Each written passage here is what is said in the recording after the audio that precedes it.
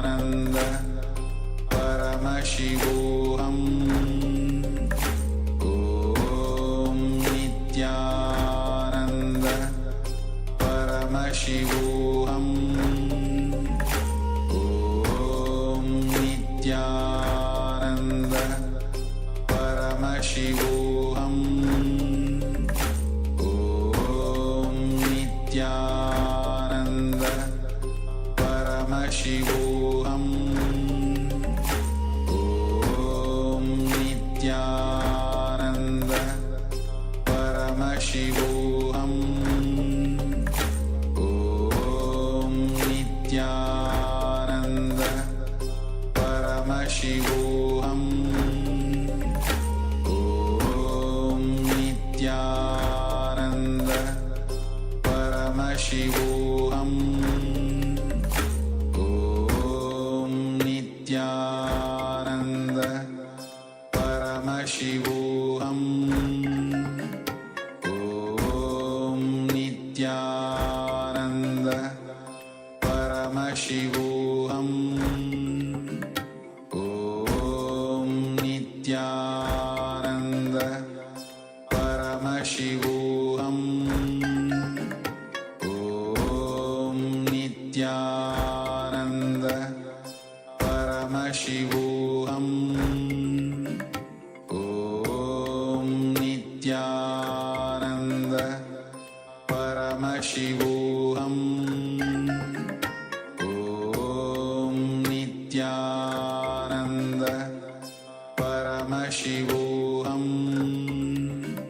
Om Nithyananda Paramashivoham Om Nithyananda Paramashivoham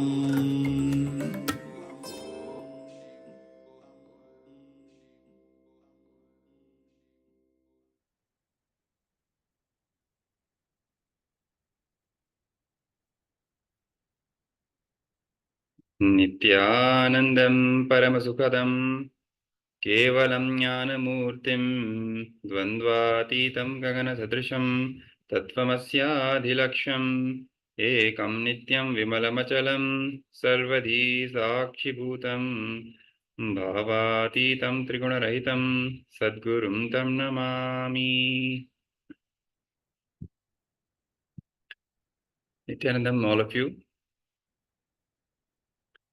So today, on this very fascinating journey of Paramashivoham Level 2, hopefully all of you are enjoying all the sessions today, especially the darshan from the Supreme Pontiff of Hinduism, which just has the power to completely overhaul you and rejuvenate you and heal all your incompletions, all our patterns, sufferings, and filling our life with joy, blessings, auspiciousness, protection of Swamiji. And after that, we have entered into the power manifestation session as well. And hopefully you have all been attending all the power manifestation sessions, intensely taking part and authentically manifesting the powers, because it's only through attending the power manifestation sessions that the powerful cognitions that Swamiji shares in each and every session get bolted and completely grounded in our muscle memory, so that it's easy for us after that to simply manifest all these powerful cognitions as powers. So we will now move to the next segment of today. And this segment, we are going to again receive the powerful cognitions from Swamiji. And this time we are going to receive it on the topic of order and chaos. What is order and what is chaos?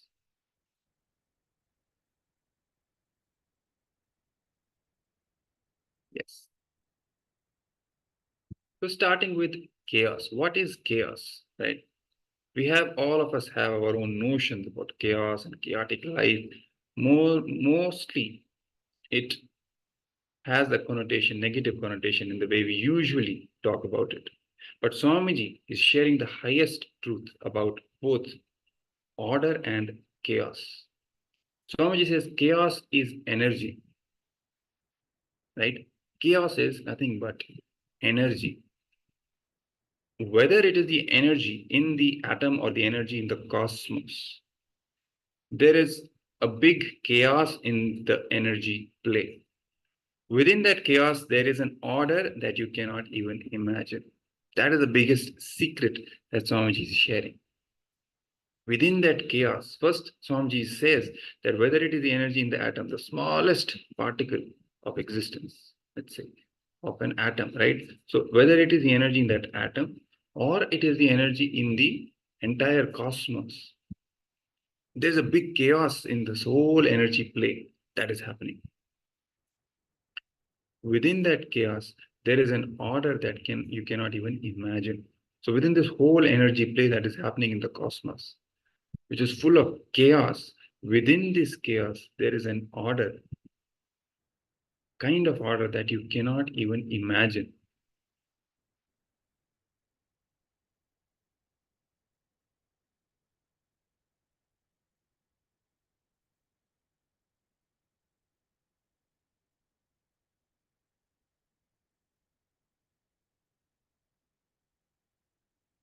So when chaos moves in an order, it creates what is called consciousness or intelligence.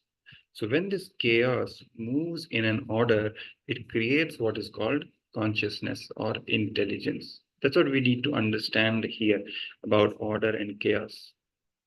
Both are, it's like an interplay between this order and chaos, this whole existence. There is an inherent chaos that is present from the smallest atom to the entire cosmos, the energy play that is happening. There is a chaos in that. But at the same time, within this chaos, there is an order. And when this chaos moves in order, it creates consciousness, it creates intelligence.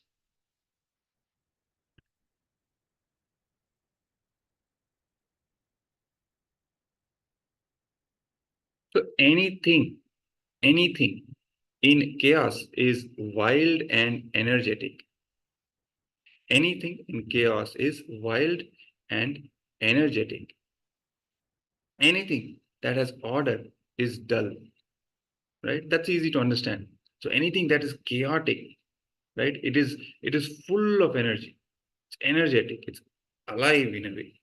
But anything that has order, too much of order, structure, deterministic, right? It is dull. So in our life, we can see anything in chaos, anything wild radiates energy, right? We can see that when kids are allowed to be free, they are so wild. They radiate so much energy. Okay. In our own lives, if we are allowed to break some rule, we feel so much joy. We radiate so much energy. So that's the whole play of chaos. Even in our own lives, if we see, if we live too much by the rules, the whole life becomes dull. That's why the Swamiji says he's sharing here an example. For example, when the kids, when they are just set free and wild, they radiate so much of energy. They're just chaotic. And chaos is directly related to energy. Chaos is energy. That's what the whole truth that Swamiji is sharing. The freedom of chaos and not being bound by rules is the reason why we feel so energetic while dancing freely without any decided steps. Basically, no determinism, no structure, just breaking free from the rules, being chaotic, simply starts radiating energy. Whether it'll be us or anything else in the entire cosmos. That chaos inherently has energy. The moment we know we are bound, we will be dull. Right? That is about being orderly. When we know we will be bound by certain rules, we will naturally become dull.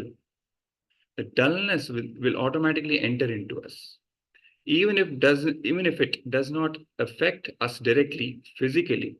For example, if you're sitting in the hall and you know that the hall is open and you know you can leave at any time, you will be alive, fresh, and joyful.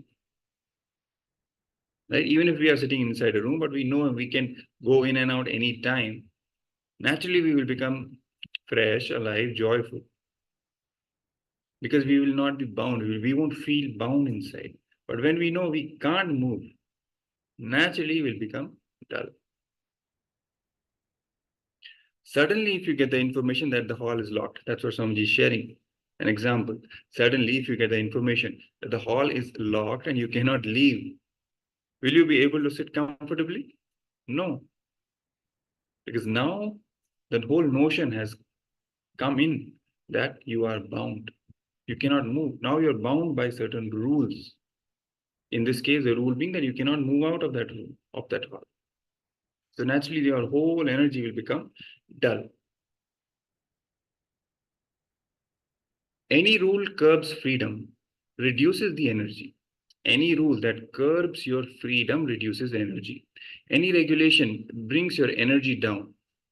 Even in your house, if somebody says, do not sit in that place, you will feel like sitting only in that place. But until that rule is made, you will never even bother to sit there. All right, it's not really about that place or you sitting there, but about the rule which has now bound you. So naturally, to break free from that dullness which has crept in because of that rule, you will naturally feel like sitting. You will have the tendency to sit there, to again radiate that energy, that chaos, energy of chaos. So even habits like smoking are maintained for the subtle mental satisfaction that you are wild, that you are not bound. If you scan yourself consciously, you will understand that almost all of your happiness comes only when you break some rules, when you are chaotic.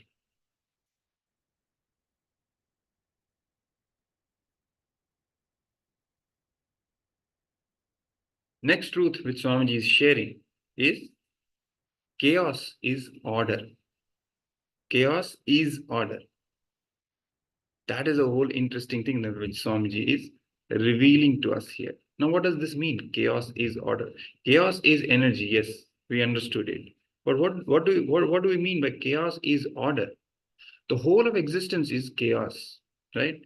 We already understood when Swamiji is sharing that whether it's from the smallest atom to the entire cosmos, the whole energy play is nothing but chaos, the energy of chaos. In the universe, so many planets are moving. There are no traffic signs or cops or signboards. Yet, the planets are moving so beautifully in order. In the same way, in quantum physics, the smallest elements are not even particles. They are both particles and waves, and a multitude of probabilities. But there is an order in that chaos. It's a very subtle truth which Swamiji is sharing with us. Yes, there is chaos. There is inherent chaos in the entire cosmos. And yet, within this chaos, there's a very beautiful order which is present everywhere. Sharing from the quantum physics, Swamiji is revealing to us that even the smallest element of existence is not even a particle. It's both, it has properties of both particle and wave. And it's all about probabilities. Like we can't even exactly pinpoint the location of the particle. So it keeps on moving. It's always about probabilities. Okay, what is the probability of this being in that place? But exactly we cannot pinpoint because there's always an inherent chaos in it. But yet, there is an order even in this whole probability. For example, the whole wave function and all the things which come into being. So there is an order even in this. There is some level of predictability even in this chaos. Take the planet Earth on which we are living. So even if a single thing is missing, for example, whether it is temperature or water or air or fire, if anything is missing, we will not be able to live on this planet Earth as we live now. So this is not just an accident. The whole chaos has some order. So it's not just a random happening, something happened randomly and suddenly the life became possible. No. Each and everything that is there present on this planet Earth, if even one thing you take away, water, air, and air with the right amount of oxygen, carbon dioxide, nitrogen, everything is just the right amount for life to happen. So there is an inherent order in this whole chaos of existence as well at the same time, right? all the things cannot fall together at the same time, at same place, right? So there is an order because of which all these constituents have come together in the right proportion to make life happen. So there is an order. At the same time, inherently, intrinsically, in this whole of cosmos, there is this chaos with all these elements being and moving and existing randomly.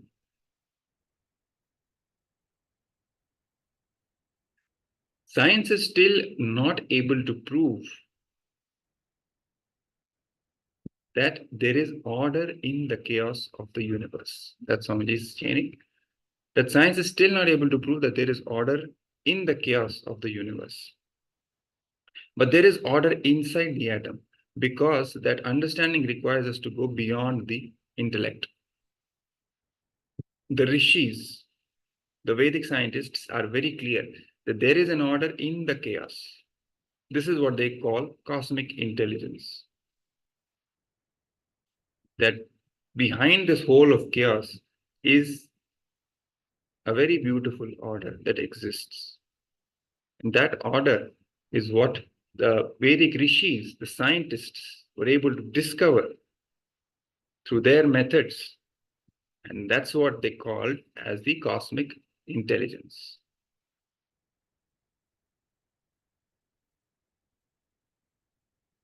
Once somebody asked Buddha, who is the creator of this universe? Buddha replied, the universe itself is the creator. Such a beautiful answer. The universe itself is the creator. So that means universe itself is that intelligence, the cosmic intelligence, which creates, that is manifests, sustains, destroys and gets rejuvenated on its own, pulls the entities of the existence into delusion and then liberates. So universe is not dead as we understand. It is an alive cosmic intelligence, independent intelligence.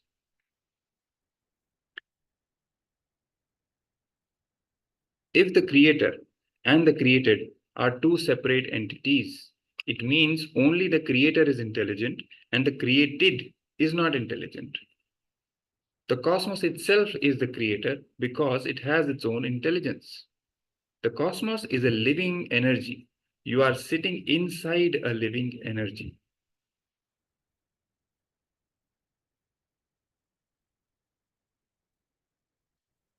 The Taittiriya Upanishad says beautifully, from the consciousness or God or the ultimate consciousness came ether, space.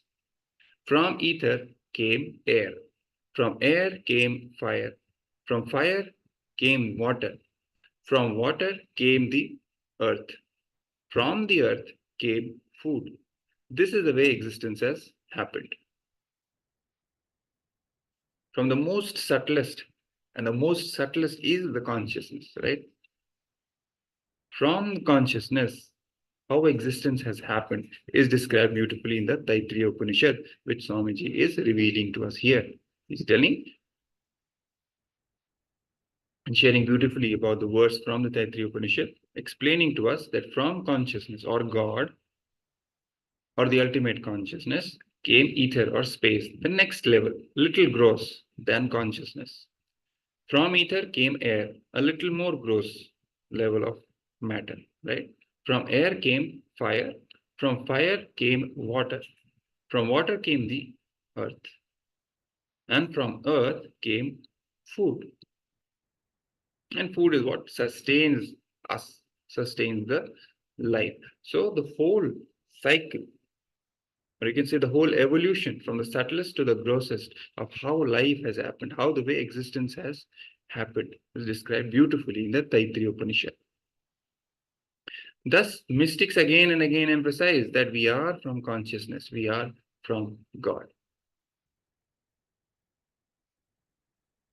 The creation itself is the creator. It is simply intelligence expressing itself.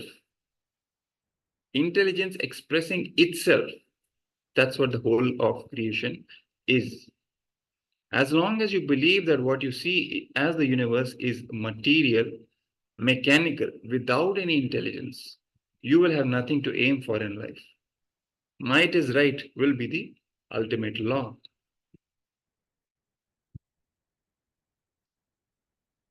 Because you don't have any cognition of the whole of existence being that independent intelligence, consciousness.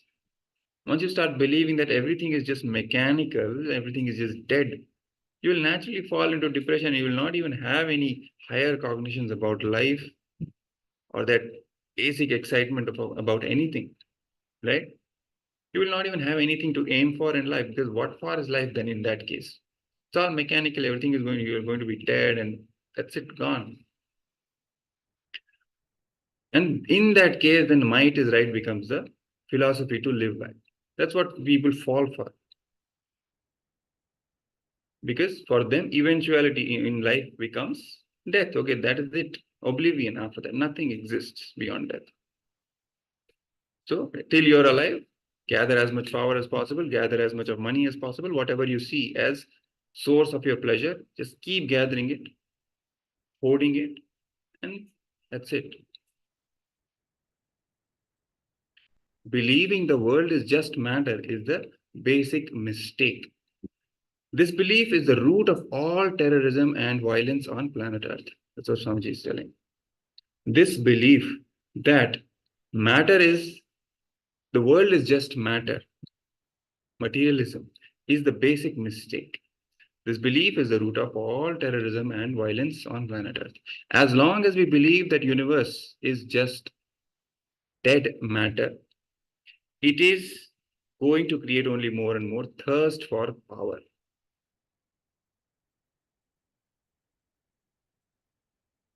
If we feel the whole world is chaos, then naturally we will think, when everything is chaos, let me catch hold of whatever is possible and live as much as I can.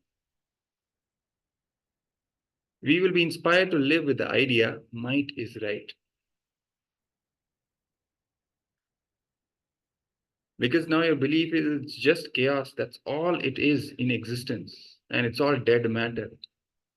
So what is the whole purpose?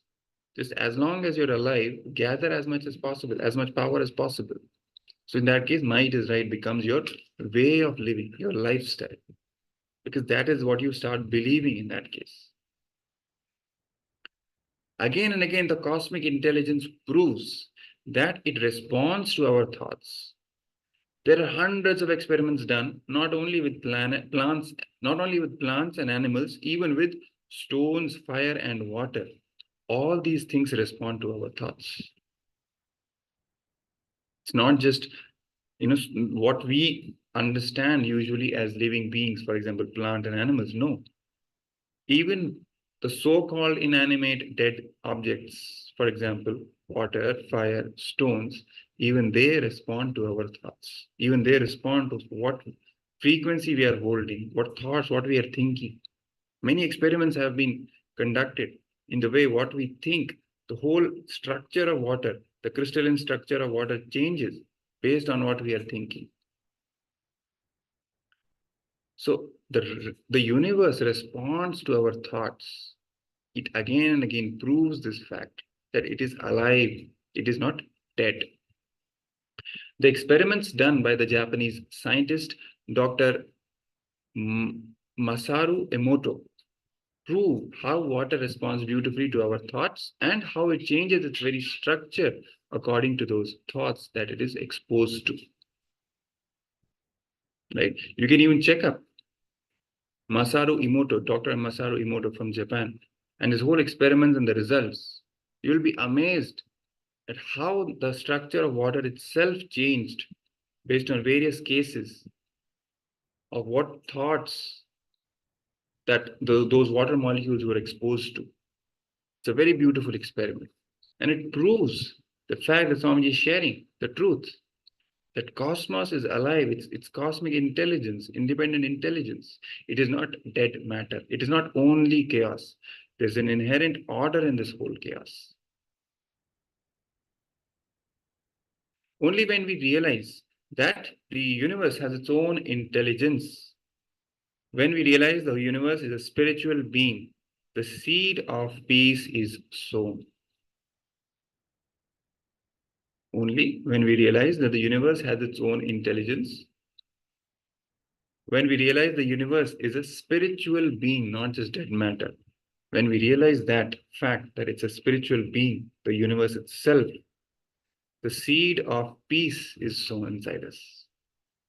Till then, it is just struggle. It's just struggle for power and might is right, which creates violence and terrorism.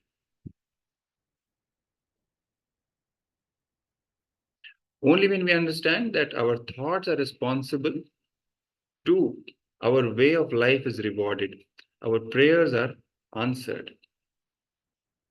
Only when we understand that our thoughts are responded to, our way of life is rewarded, our prayers are answered, there is a living intelligent force and there is an order in the chaos. Only then we can realize and work for peace, bliss, and spirituality. Basically, cognizing that there is an inherent order under this whole chaos and understanding that our thoughts are responded to. And cosmos is not dead matter. It is a spiritual being, an independent intelligence, which responds to how we think, which responds to our prayers, which responds to what we ask and what we think and what we say. And when we understand this, only then the seed of peace, bliss, and spirituality is sown inside us. Then instead of trying to own or expand our boundaries and borders, we will try to expand our consciousness. The moment we start believing or trusting that the universe is intelligence, we can simply relax, trusting it. Trust starts happening inside us. That is how the violence starts reducing. Peace starts happening. We move more and more away from this whole grabbing mentality, power hunger, wars. From that, we move towards peace, coexistence. All the beautiful values start happening and manifesting when we realize that there is an order in this whole of chaos.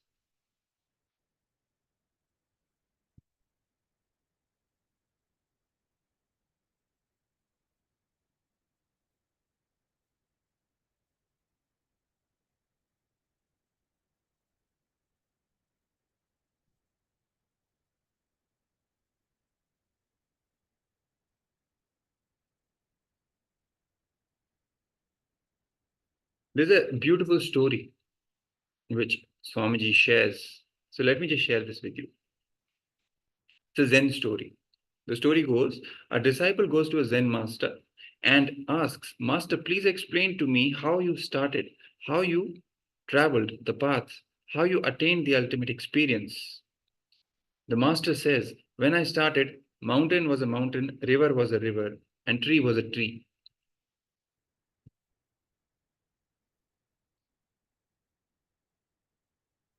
When I was traveling, mountain was not a mountain, river was not a river, and tree was not a tree. Again, when I attained, mountain is a mountain, river is a river, and tree is a tree. It's a beautiful story. Before achieving, even though you think you are extraordinary, you are ordinary. After achieving, even though you are extraordinary, you understand you are ordinary.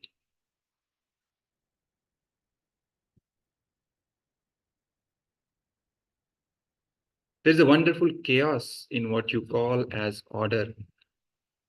Your body, mind, and being. When you experience that there is an order in the chaos of the cosmos, the macrocosm, Brahmanda, you realize there is a chaos in the order of the microcosm, the body, the Pindanda.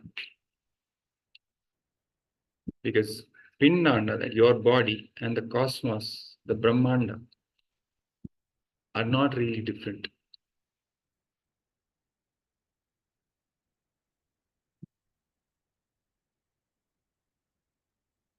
You're not just a simple body. You're not just a microcosm. You are the macrocosm in miniature form. You realize you are the ultimate, endless ocean of potential energy, just like the universe. You experience you are something beyond, something more than what you think. Now you think you are in an order because you think your boundary is very small. The moment you experience the cosmic consciousness, the order in the chaos, you will realize the chaos inside your order. That means you will realize the entire Brahmanda, the whole cosmos inside your Pindanda, the body. You will realize the energy, the consciousness inside your body. Then you will never bother about how to keep yourself in order. It will simply happen. You will not work the discipline. Discipline will simply happen in you. Only when you realize the cosmic consciousness in your body, the macrocosm in your microcosm, you will really become orderly. You will really learn how to be orderly without reducing your energy.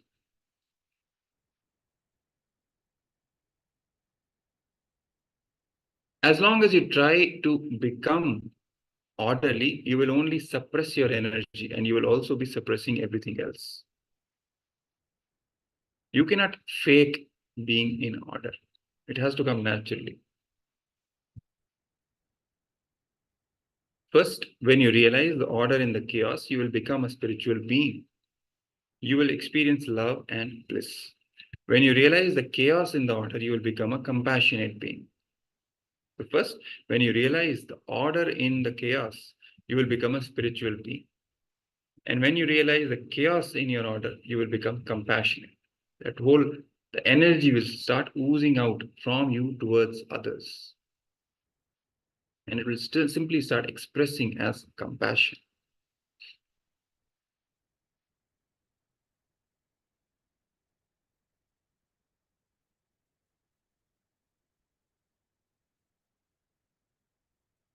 Yes. So let's listen to a very beautiful clip from Swamiji explaining this highest truths to us directly. So let me just play this for you.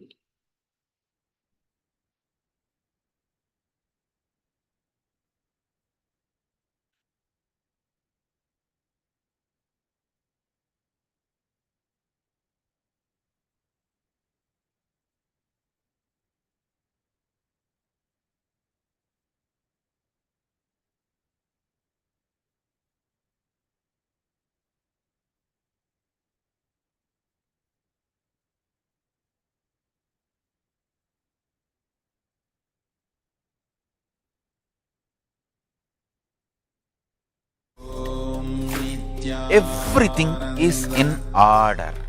Understand? When I see the space of Kailasa, I am overwhelmed because of the intensity, not because of the chaos.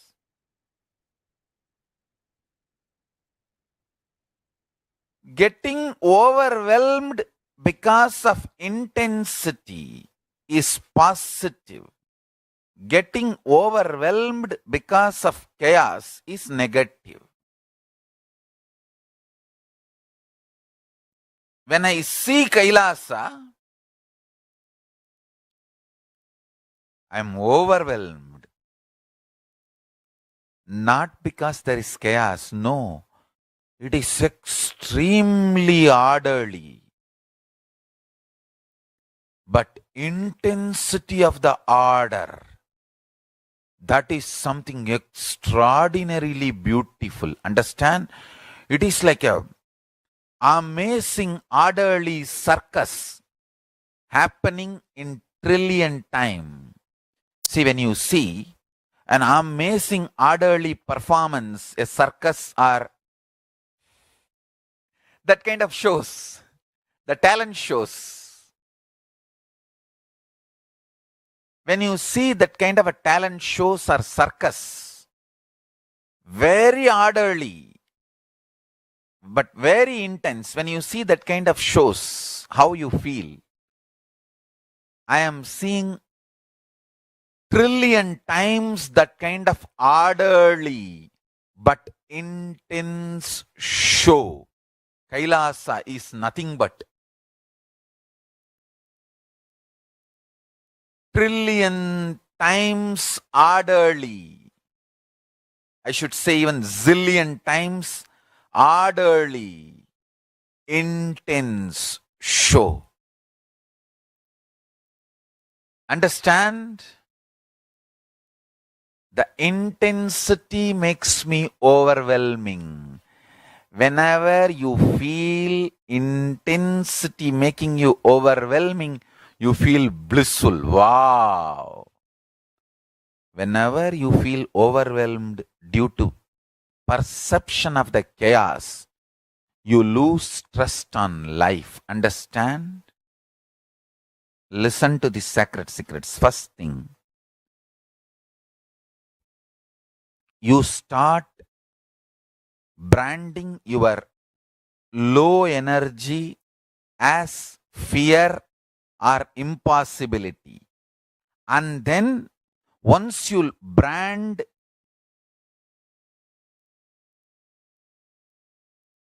your low mood or low energy as fear or as impossibility, you start identifying your fear or impossibility as an entity, and you start fighting with it. Maybe my fear has certain intuition or a message for me to be careful, to be alert about something, to be strategic about something, to be very beware. Somebody goes to Ramana Maharshi and asks, Bhagavan, what is the meaning of my dream? He says beautifully, even your waking state has no meaning. What meaning for your dream state? That is exactly the answer I will give. If you come and ask me, what is the message my fear is trying to convey to me?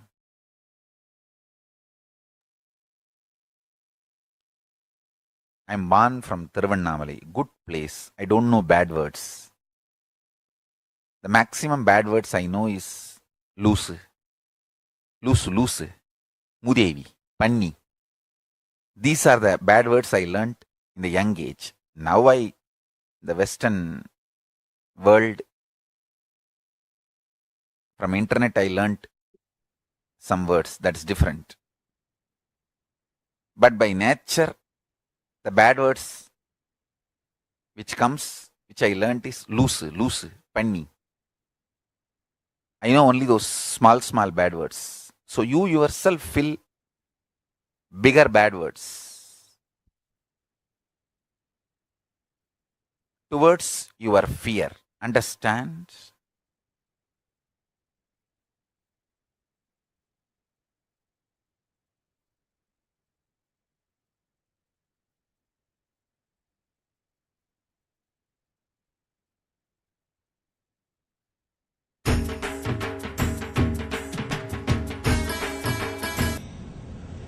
Whenever you break some law or rules or regulation, you feel so much of joy. Why do you think people feel so much of joy when they dance? Because they don't have to be in order. And I tell you, if you are dancing orderly, you will lose the whole joy of it. If you want to lose the joy of Bharatanatyam, learn Bharatanatyam with all rules and regulation.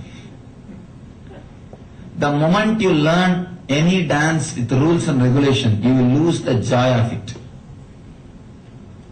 The moment rules are brought, the joy is taken away. That is why they say the real dance is just the expression of your being, not the form of some exercise. If you learn something and repeat it, do it, then you will be a professional dancer. Others may enjoy, but not yourself. If you have to enjoy means it should be rules-less. It should be chaos. When you are expressing the chaos, you will be radiating energy. That is why if you want to make somebody dull, just put some rules, that's enough. Make some rules, the person will be dull. In the ultimate chaos, there is an order. And please understand, the whole universe has got its own intelligence. It is not just power, it is energy. There is a difference between power and energy. Power plus the intelligence is energy. The energy without intelligence is power. Power is just like a force.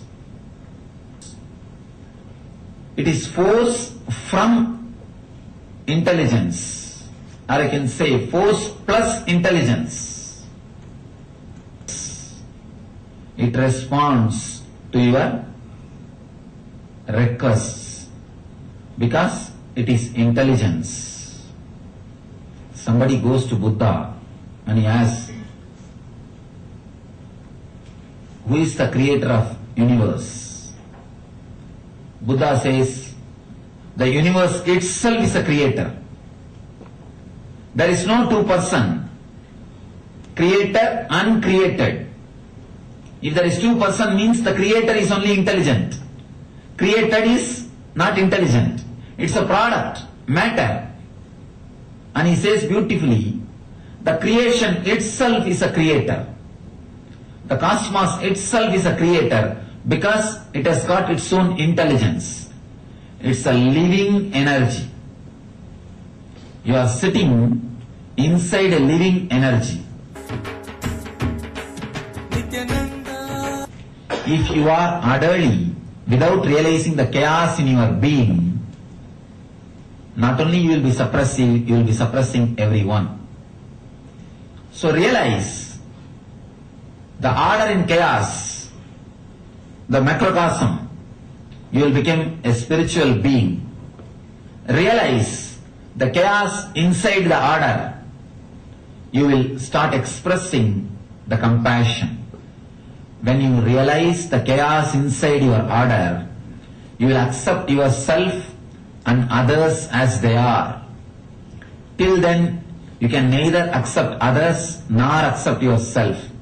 You will be continuously condemning others with anger, condemning yourself with guilt. Guilt and anger is just because you are not realizing the chaos in your order. Whatever you think as order, your boundary, it has got chaos in it. Your being, the ultimate being, is a deep chaos, energy, pure energy. When you realize that, you will accept yourself as you are and you will accept others as they are.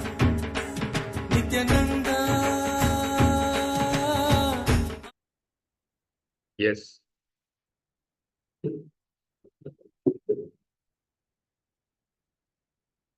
So we just received very beautiful, powerful revelations from Swamiji about this whole notion of order and chaos and how this whole universe has an energy play of chaos in it. And at the same time, within this chaos is a very beautiful, subtle, inherent order running and operating.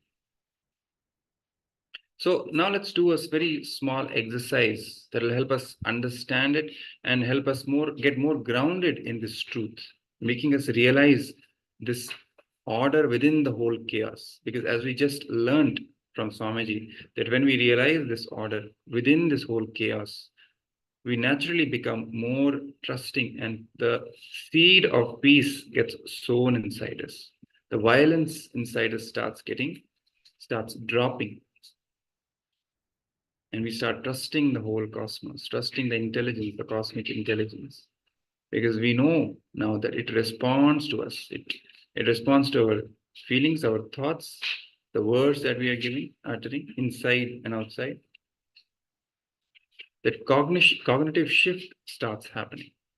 So for that to happen, let's do a very short exercise that will help us understand this truth more deeply in our own lives.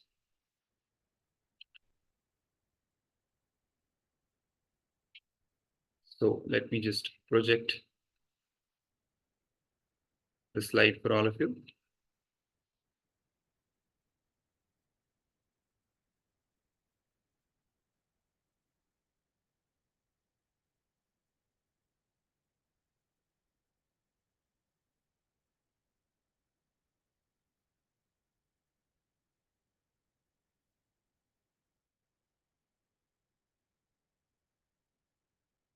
Yes. So as you can see,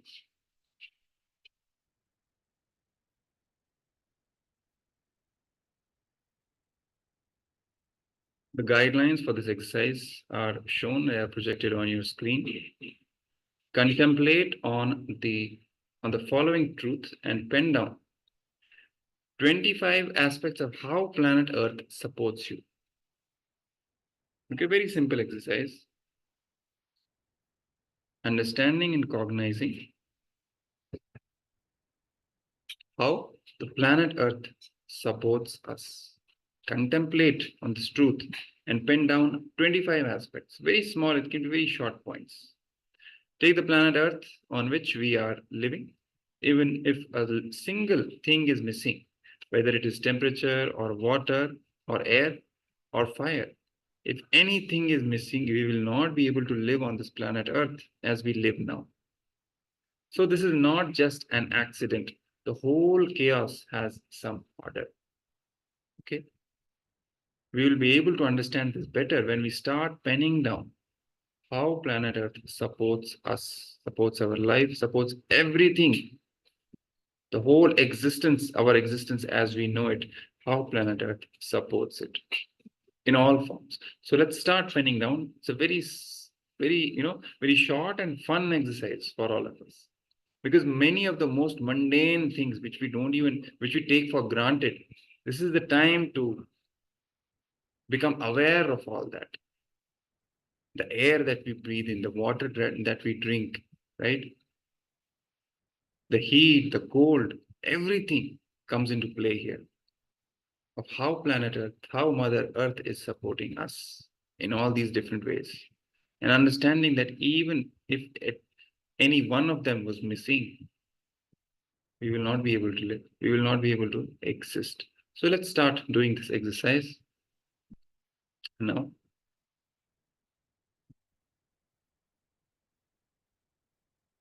Yes, trees provide oxygen. Yes, ma, absolutely correct. Start penning down. Beautiful. See, you can either pen down or you can even type on the chat window, type in the comment section and share with each other. Let's make this exercise fun. So let's start putting down more and more examples of how planet Earth is supporting us.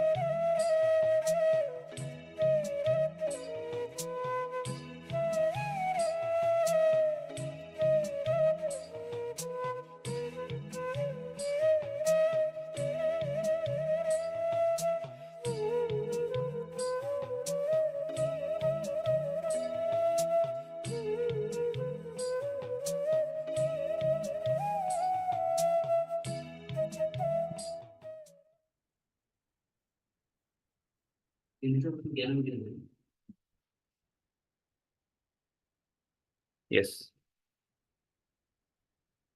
Participants are sharing more and more examples. Sergey is sharing, we eat fish and animals, some eat only veggies. Planet provides it. Yes, planet Earth provides, although it must be noted that Swamiji does not support eating other living beings.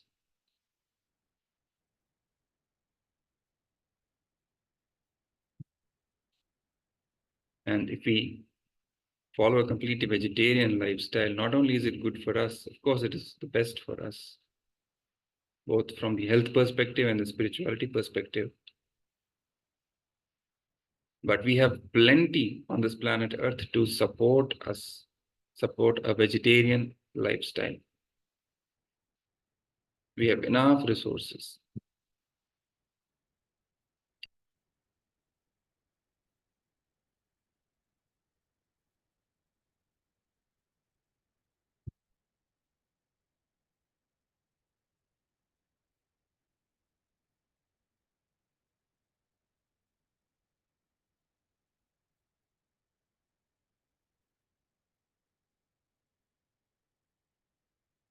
Manitya Chandrasekhara Priya is saying, Earth supports all the buildings and airports and everything we use. Yes.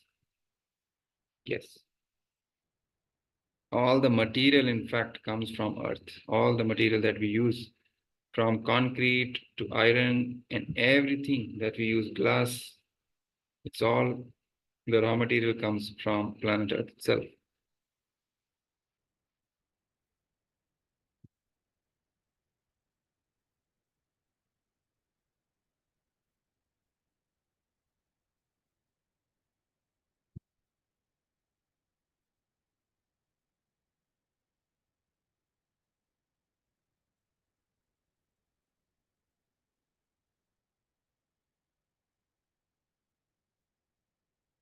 So many examples you can think of. Start writing, start penning down.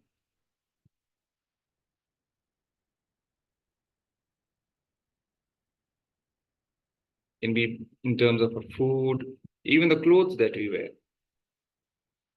The clothes, the raw material, the cotton, wool, whatever, comes from this planet itself.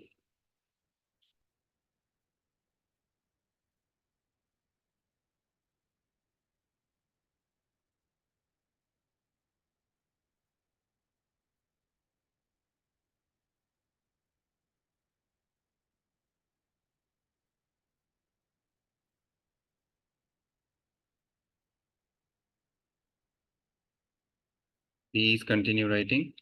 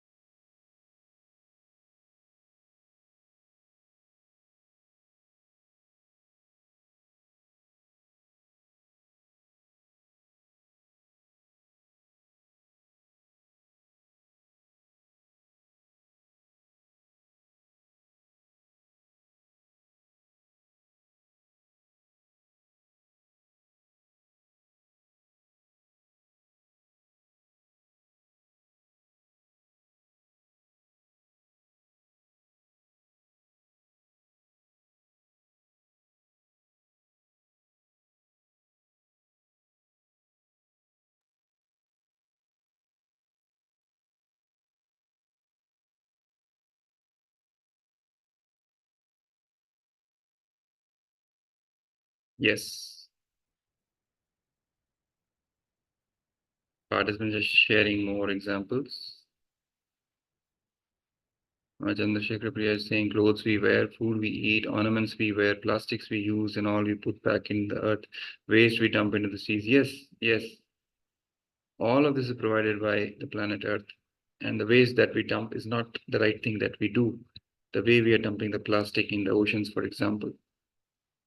So we have to make those corrective measures. And Anupama Menon Ma is saying, my body is made of this planet. Yes, absolutely. Our whole body itself comes from this planet.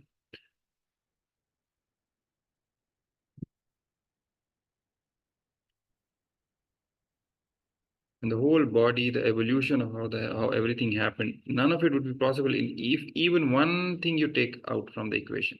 If one element was not there, for example, heat, oxygen, nitrogen, whatever, carbon, if any of one of these elements was not there on planet Earth, none of this would have happened. We would not have been here. No evolution, nothing, no life.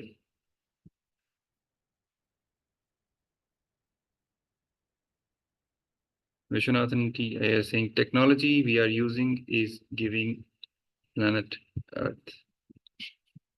Technology itself, whatever technologies we are using, the material of it for it comes from planet Earth. The silicon comes from the Earth. From the silicon, we make all these semiconductor chips, which power our computers and all the machines, everything. And silicon comes from sand. So planet Earth is the source of everything. Batteries, again, planet Earth. So everything that you trace, whatever our day-to-day life that we are using, whatever things we are using, phones, none of it would be possible. Even electricity, right? Be it hydroelectricity comes from water, or it can be thermal, comes from coal, again, planet Earth. Whatever source you can think of, the source ultimately goes back to the planet Earth. So this understanding grounds us more and more into this reality that it is not a random phenomenon that we exist here. There is an order in all of this. It is not chaotic, sudden, accidental happening that out of the bloom it happened and life happened here and everything came into existence. No, there is an order in this whole of existence, and our being here, there is an order in it. It is not meaningless, it is not dead.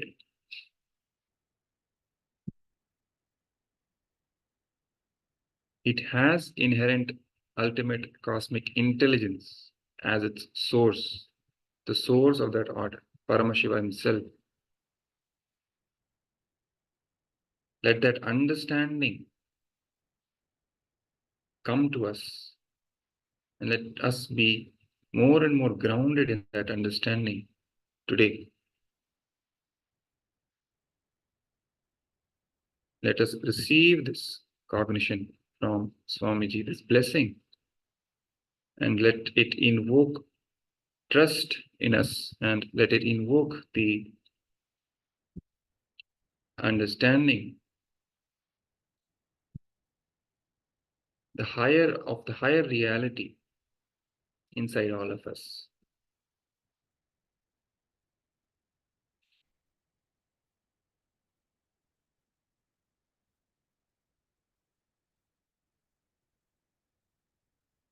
Yes. So after this very fun-filled, beautiful exercise, let us now enter into the next round of power manifestation. Yes. So after receiving this powerful cognition, having this cognitive shift and this understanding, and having this trust of the higher intelligence and the higher reality and the purpose of existing in life, understanding that we are not just a random occurrence here, just a statistical happening in the entire matter. No. There is an order, and all of us have that cosmic intelligence as our source, Paramashiva as our source, trusting Paramashiva and relaxing from our violence, uncertainty, fears, all of that, relaxing and unclutching and trusting that we will be guided, especially when Paramashiva himself is here with all of us as his incarnation, Swamiji, the Supreme Pontiff of Hinduism, Bhagavan, Sri Nithyananda Paramashiva. So with this understanding, let us manifest the powers in this next round of our manifestation. So let's all sit with the head, neck, and spine in the straight line. Let's enter into the power manifestation session by chanting the Sadguru Vandanam, invoking the divine presence of our beloved Guru and taking his blessings. Nithyanandam Paramasukadam Kevalam Jnanamurtim Dvandvatitam Gagana Sadrisham Tattvamasya Ekam Nityam Vimalamachalam Sarvadhi Sakshibhutam Bhavatitam Trigunarahitam Sadgurum Tam Namami. So let me just put up the slides for you.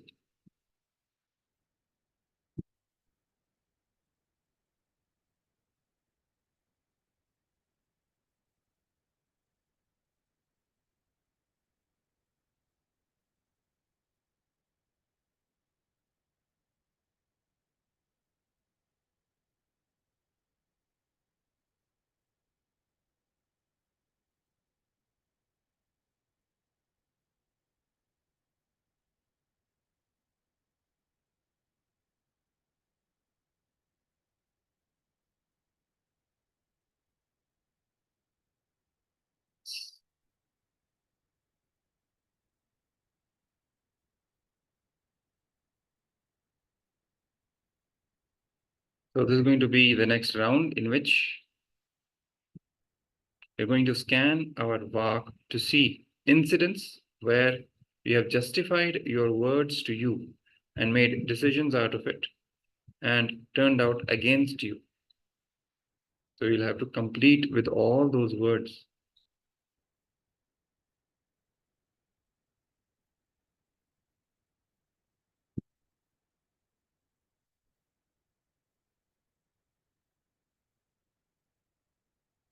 So let us first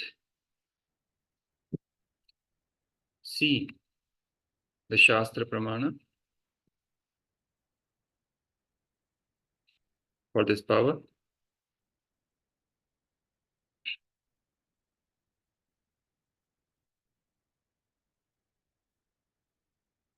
So the Shastra Pramana for this power goes as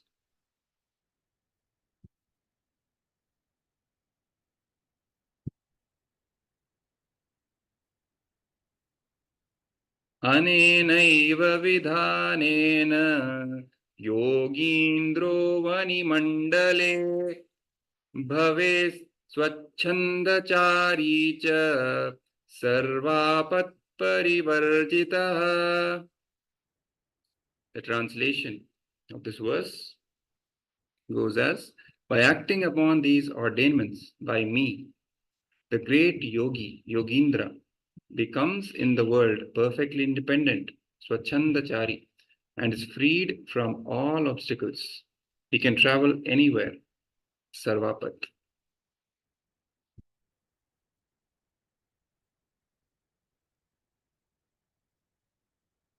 So here Paramashiva is revealing to all of us that when we act upon the ordainments of Paramashiva, we become a yogi and at the same time achieve the independence, become independent, and we are freed from all the boundaries, from all the obstacles, and from the all the ideas of impossibilities. And we can travel, we manifest the power to travel anywhere we want. Sarvapad. So this whole dimensions of possibilities open to us when we achieve completion and we turn the divine words of Paramashiva into action.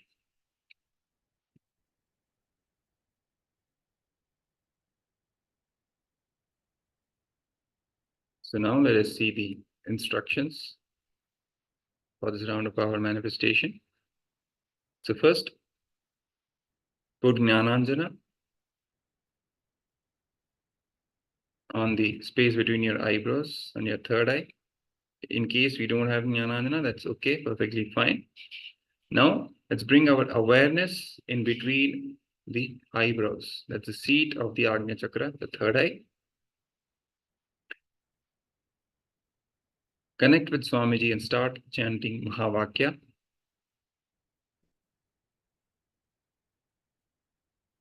You can visualize Swamiji in the third eye. Connect with him.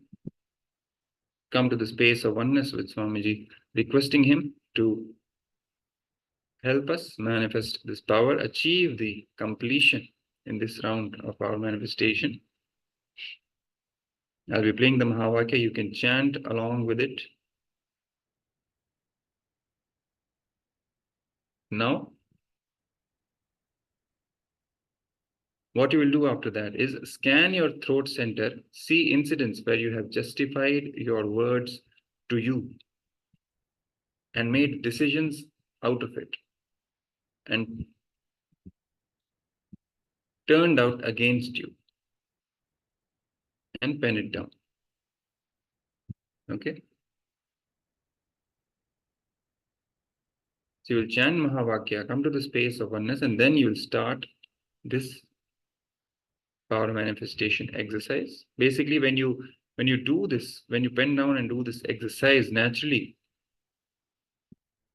in the next step, it says consciously complete with it. So when you actually complete with all those words, it will naturally manifest as the power of Vak Shakti, because it will complete our Vak. The incompletions which have accumulated in the Vak because of these words which we have justified to us and then turned against us. So let's do this exercise. Scan your throat center, see incidents where you have justified your words to you and made decisions out of it and turned out against you. And then consciously complete with it, complete with all those words and the actions and the incidents where you justified those words. So let's now begin.